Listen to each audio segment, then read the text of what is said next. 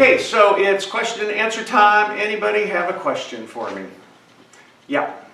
Hey, Greg, the other night you said I did a lot of inward-facing comedy, whereas I should be doing more outward-facing comedy.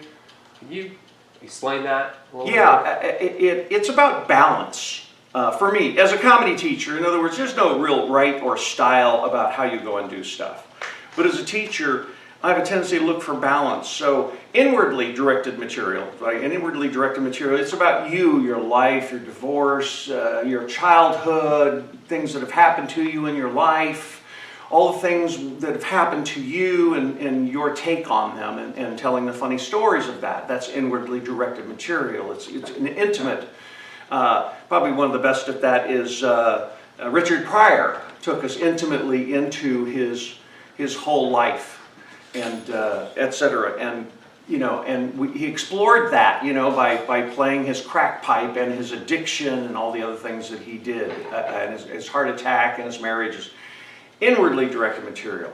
Now the other one is outwardly directed material, probably well typified by Jerry Seinfeld. Jerry Seinfeld observes things in the world. He notices something, and then he adds more humor to that.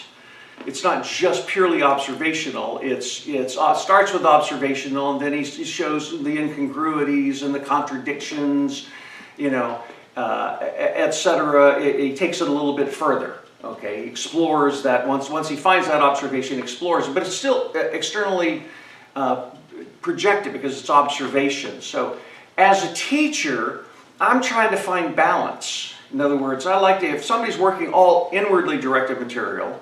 Then I go, like with you, I go, oh, let's start outwardly directed material. Start talking about things out there, how, things that you run into in life that you want to talk about that bother you and stuff. Same thing with people who do only outwardly directed material. I have a tendency to send them inward.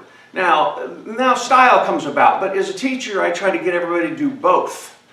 So at some point, then you make a choice rather than you've only done one and not explored the other one.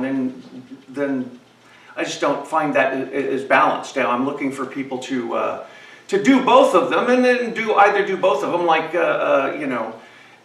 Chris Rock or Louis C.K. is a good example of doing inwardly and outwardly directed material.